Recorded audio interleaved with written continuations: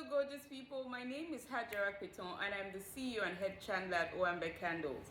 At Owambe Candles, we make candles for the woman who loves herself, loves her space, and the people she allows in it. We also make the Restoration Collection behind me over there, which is our collection of candles and diffusers made from hand-blown jars picked off the streets of Lagos. As a result of the pandemic in 2020, we had to decide as a company to do something that benefited the environment that we were in. With all of us locked in our houses and we could see the videos of creation thriving, we thought, what can we do so that we're contributing positively to creation rather than taking from it? And the Restoration Collection is our answer to that. We pick the glasses off the streets of Lagos, have them hand blown in a furnace and made into lovely candle and diffuser jars that you use, you enjoy, and then we refill them for you. We also run the best candle making classes anywhere in the world, even though we say so ourselves. And I like to come on my YouTube page or my Instagram page to share lessons that I've learned in the course of life and business. I work during the day in my full-time job as the general counsel of a company in the EPC space, and at night I work at Owambe Candles. Awesome. So that's who I am. I'd be happy if you shared introductions of who you are, what you do in the comment section. Hopefully we get to meet each other and we get to do good things together. You and I and the people who also talk in the comment section. Anyhow, so I do like to come on my page to share lessons that I've learned in the course of life and business. I actually strongly believe that a lot of the time that we don't have to repeat the mistakes or make our own mistakes all the time, that we can learn from people who have gone before us and learn to do better. So today, I wanted to share with you on the topic of, do you play to win? Or do you play not to lose? I think that that's such an interesting question. And it even that requires some stepping back and thinking about it. In life, in all the areas that you play, in all the areas of your existence, do you actually play to win? Or do you play not to lose? And if you don't know the answer to that, then you're probably drifting by unconsciously. And today, I want to help you think through that process and actually determine what winning looks like to you. So, playing to win. Playing to win has to be intentional. It's not, a lot of us live our lives based on what we have been taught, what we see others doing, what we unconsciously assume is the way to live life. You finish your secondary school or college, and then you go to university. And from university, you are done, you get a degree in law, in medicine, in economics, in accounting. The courses where you're sure that you'll be able to earn a living and take care of yourself. We finish that and we think, we come out, we get a job, and then we get married, and then we have kids, and then, life is every day in a circle. We go to work, we come back, we go to work, we come back, we're tired, we're sick. It just goes on like that, right? And maybe with our regular ambitions of, I need to buy a house, especially if you live in Africa where, it's like, okay, you must, set your roots deep. I need to buy a house. I need to own a house. I need to, maybe travel once or twice a year, just generally doing what we see other people do and what we've assumed life is. I have to tell you today, though, that is not playing to win. That is just merely surviving, and you deserve better than that, and you can have better than that. But it starts from the place of intentionality. It starts from the place where, as a person, you step back and say, what does success look like to me? What does winning look like to me? So you start in your journey to play to win by actually desiring to win. And that also goes to the conversation of where you feel like, am I worthy? Are my dreams worthy? And can I pursue them? A lot of us, I was talking to somebody recently and she was like, I don't think I even have any dreams. And I thought, well, that's a good place to start. When you finally let yourself go and you examine yourself properly, you'd actually see that you had dreams from the beginning. So in order to play to win, the first thing you need to do is to desire to win.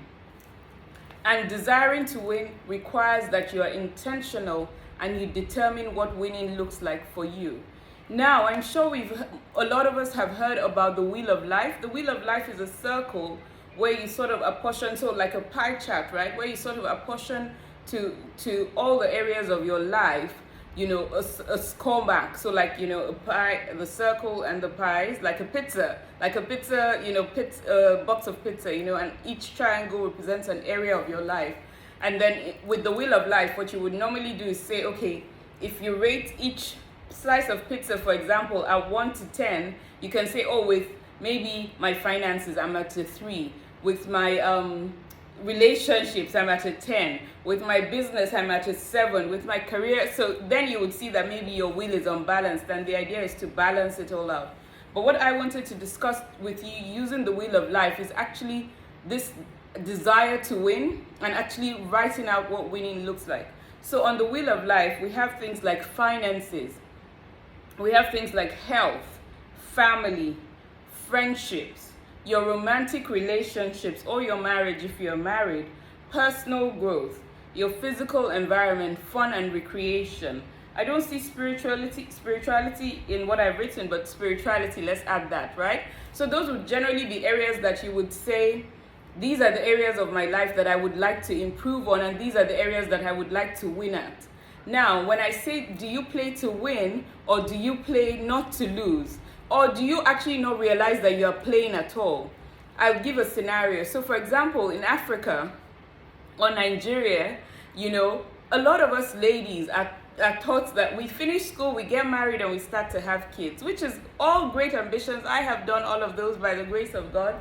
However, one of the things that we're not taught to win, we're not taught to play to win in that regard, is that we're not actually taught that we choose as well who we marry.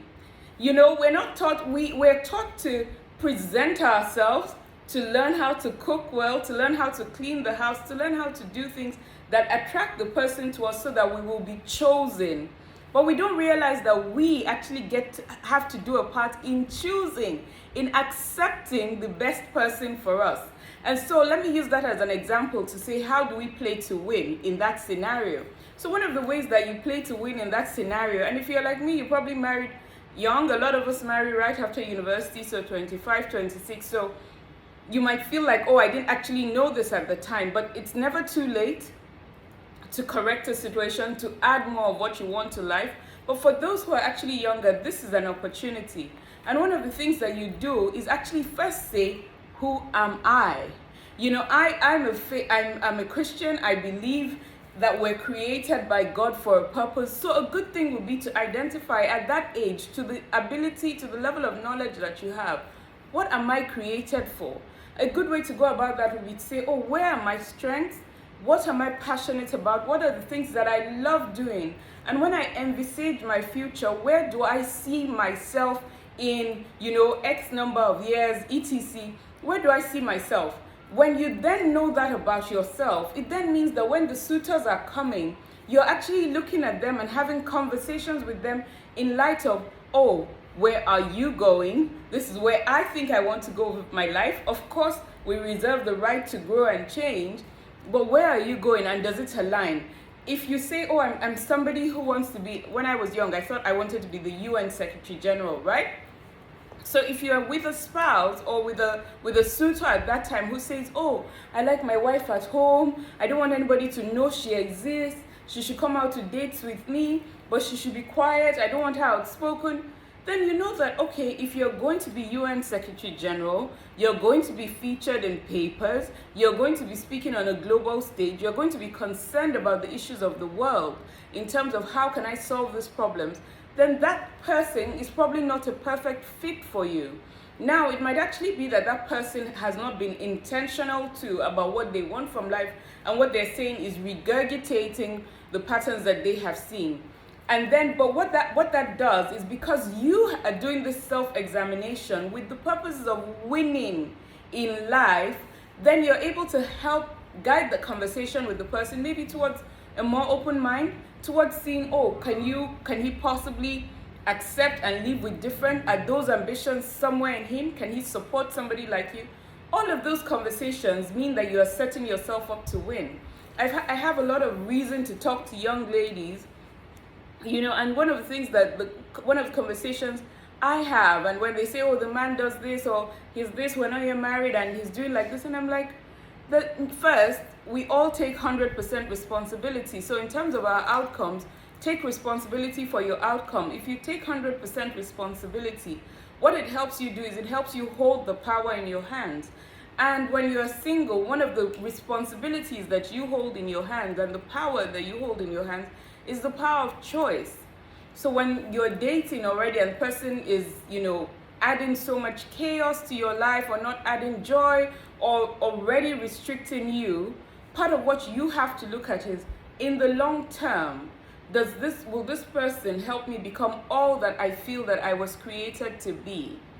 And it's okay to say no to that. It's okay to say no, this person won't, and then to find a way to extricate yourself. It's also okay to self-examine and say, okay, maybe I was on the wrong path, and maybe that's not in relation to your ambitions. Maybe it's in relation to something else, and it's okay to say, oh, maybe I was on the wrong path. Maybe this path of, I want to be independent, I don't want to have anything to do with, maybe that part is not congruent to choosing a partner. So but it's that honesty, it's that awareness that you want to win at life, you want to win at marriage, you want to win in the relationships, that help you actually determine in the first place whether, like help you determine what winning looks like for you, and that helps you with your pruning process. So I hope that has helped, because that is playing to win. Deciding to win actually means that you're setting your parameters for what winning looks like and deciding who goes with you on the journey. Because sometimes if you do this examination early on, you avoid the problems that come up later on when you actually think, when you've now actually gotten married, or you're now, and I'm a Christian, so I do believe that we submit ourselves one to another, meaning that when we get into the union, we try and make it work, but if you could have avoided it from the beginning, if you had a self-audit, if you knew where you wanted to go. And a lot of the time when we meet the men, they're telling us these things, but we are not telling them our things because we just want to be chosen. But you forget that it's your own life and your whole life that you're going to be spending with this person. So I just used marriage as an example. You can apply this to almost any area. In your finances, what does winning look like? When you're 30, what kind of house do you want to live in? What kind of investments do you want to have? What kind of income are you aspiring to? The thing about aspiring to income is that you might not get there, but the fact that you're aspiring to it, you have a plan for it, you have a way to get there, and what you think would happen, the journey itself satisfies you, you're learning, you're growing, etc. So same thing with personal growth, same thing with your physical body and all of that. And one of the greatest things about this whole thing, about desiring to win, is the principle of the compound effect. I'll talk about the compound effect more fully in another video, but it's the principle of the compound effect, because the compound effect refers to a series of small actions that are taken daily, a series of micro actions taken daily over a period of time that compound to give you a great effect. So for example, if I said I wanted to have a great old age, I wanted to be in good health, I wanted to thrive, I want to be able to move around well when I'm old. And so what I can decide to do is in my late 30s, early 40s, if I didn't start earlier, would be that, I would exercise maybe 30 minutes a day every day. And that exercise can be walking. It doesn't have to be anything great. But you're saying I'm walking 30 minutes a day, something you can do, and then you keep at it. Another thing you can say is that on my plate of food, 70% of what's on my plate will be fruits and vegetables, and then everything else, the carbs and the proteins, will be the rest. So you're generally eating a great diet every day. What then happens is that over time, you're giving your body the nutrients it needs, of course, maybe taking your vitamins, but over time, you've built healthy habits, made healthy choices that sustain you in the long run, as opposed to somebody else who did not say they don't want to live long and healthy. In fact, it's at the back of their mind that they want to be well, but they're not doing anything about it. So every day they're eating their large plates of carbohydrates, they're watching Netflix, not Netflix, TV. I like Netflix. But yeah, they're watching TV for 4 hours every day, they're sedentary, they're not doing anything to help themselves. So both of you are actually just making small changes that don't really look like a big deal. But wait a few years down the line and look at your results and look at the person's results, and they're completely different. Now, so we've identified that in deciding if you're playing to win, you have to desire to win. And I said, what can you actually do well as a measure of choosing playing to win? Because the saying, we say it all the time nowadays, that you can do anything, you can be anything, but you actually stand a better chance of winning if you are doing and being who exactly you were called to be. So a way to do that is to look at your self-audit. As I sit down and I talk to the camera now, and I study a lot and come and talk a lot and teach a lot, I do realize I've been doing this since I was young. When I was in primary school, I was literary and debating society, debating. I actually used to end my debates quite cutely. When I finish making my points, I'll say, with these few points of mine, I hope I've convinced Judas never to have betrayed Jesus. Nerd things, yes, but you see, so when I see myself I find myself doing these things, learning and coming to teach you, practicing and teaching you, driving and thinking of something and coming to say, oh, let me share it on my page. I realize this is actually what I've been doing since. It's just that now with the internet and how the world has grown, I now have a platform to do it on. So imagine yourself. There are things that you have been doing since. There are things that, if you talk to your primary school mate, they'll be like, but that's how you are. So those are natural strengths. A great way to do the things that are natural to you is to do it well, to amplify them. But what happens with things that you are naturally gifted at is that it's easy. For other people, it will be hard, but for you, it will just be easy because you're naturally gifted at it. It won't feel like work, and you will love doing it. It's the same thing. So if you're, an artist, if you're the one who always knew the calculations, the mathematics, how about you develop from there? So when you start from a place of strength, you can do two things with the places that you need to develop with it, but that are not your strengths. One, you can hire that out, and two, you can learn enough to do the bare minimum with those places that are not your strengths, knowing that as you grow, you will hire it out. But you have to have a desire to win, then you have to know what you're actually great at, because that way you're already set up naturally to win as opposed to struggle. And then it becomes frustrating, and then it's not fun, and then you stop it earlier, instead of going on to do it for the long term. Now, what does winning look like? So you also then have to determine what winning looks like to you. In the Bible, in Habakkuk 3, I think, it says, write the vision and make it plain, meaning that in your mind, you have to have written, you have to know, what is this vision? When I get to winning in my finances, what does that mean? Does that mean I have X amount of money saved? I have 2 properties in this place. I have, winning has to have, it should look like something so that you're walking towards it. The other thing, of course, that we know are your SMART goals, so have your goals, know when they're going to be, by what time, know what steps you're going to need to take to get there. And then, of course, you chunk it down, meaning that you say, okay, if the first thing is to save 5 million naira over the course of 3 years, and then use that money to invest property, you now break it down based on what you earn. How much do I need to save every month to actually have 5 million in 3 years? And you start to put the money aside.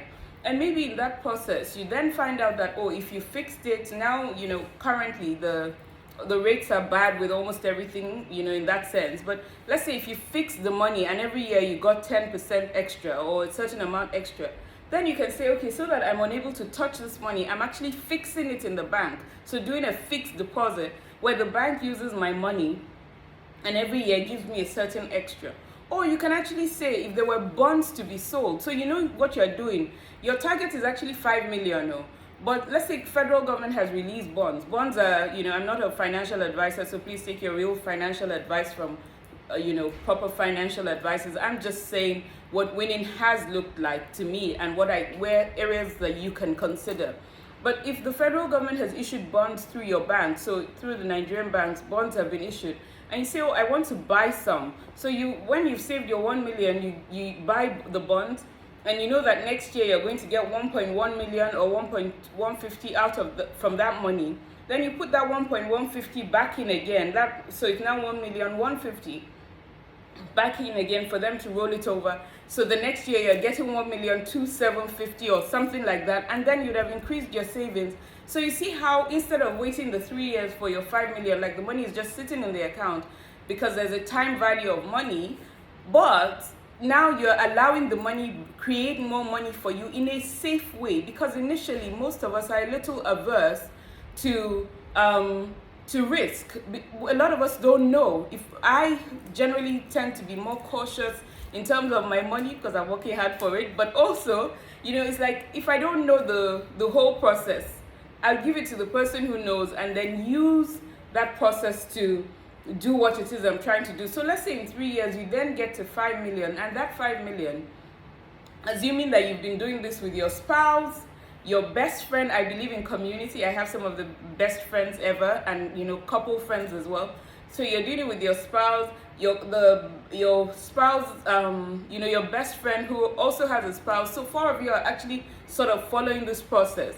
And at the end of 3 years, people can come together and say, okay, we now have 25 million. Let's buy a small apartment somewhere in the Lekki area. Small apartment, Lekki area. Notice the words, and then let's rent that out. And then we start making rental income from that, which rental income we'll start to put together for the purposes of, another investment. And the rental income will probably be, let's say, Airbnb, or you're renting it out as a place where people can come and create content or shoot Nollywood movies. So you do it up nicely. Do you see how you can be choosing to win by thinking about these things with your mind? Okay, so in playing to win, you have to know what winning looks like. You have to have a desire to win. You have to look at every area of your life and put out what winning looks like in those, and decide what winning looks like in those areas for you. You actually have to be granular in terms of a plan. What are we going to do to win? What does this thing actually look like in practical monthly terms? How much more money am I going to need to create outside my income so that we can actually get to this point that we're trying to get to? And then what systems do you need to put in place? We've discussed that. So what I just described to you in terms of finances is systems. You're saying, okay, these are my systems that I'm putting in place for this purpose, for the purpose of buying a house at X time, and then yes, and then so even your food, when I said you eat 80%, that's also a system. So one of the things that we do as human beings is that we think that structure and systems apply when they're companies, when you go to work. So some of us, we wear our, and I used to do it as well, so this is not about anybody else, but I'm great at strategy. I'm great at thinking things through. Like, okay, give me the problem, we'll find a solution, we'll do like this, we invest like this, But I used to do it at the workplace for years. It was not long ago that I decided, hang on a minute, you do it for everybody else. If I met somebody who said they wanted to start their business today, I could sit down and have a strategy session with you and say, break it down like this. Let's look at this. What are you looking to achieve? Okay, these are the 1, 2, 3, 4 avenues to getting it done, and all of that. But I realized I don't do it for my business. I don't do it for my life. I don't have systems to run my home by. And so when you don't have systems that you're going to do these things by, what they say, when you fail to plan, you're planning to fail. So if you're not creating the systems to run these things by, then how are you going to thrive and win at them? How? Okay, so like I said, my name is Hajara Quiton. I'm the CEO and head chandler at Owambe Candles. I like to come on my page to talk about lessons I've learned in the course of life and business. And today, I actually wanted to come and talk to you about, are you playing to win? Or are you playing not to lose? Or are you one of those who's actually right now unconscious in certain areas of your life that you're playing at all? Because a lot of the time we're not unconscious in all areas. Some of us, we have a career target, we know what we want to do with our life, but when it comes to, okay, who we marry, why we marry, what the purposes of it is, we're blind to it. We just think, oh, it's the age, I must marry. But why? And what is that union meant to achieve? Because a union, like a person, has a purpose. So then you then wake up your mind and say, okay, in this area too, what does winning look like? In my finances, what does winning look like? In my spiritual life, in my relationship with God, what does winning look like? I urge you to play to win. God bless you. Take care of you. Bye.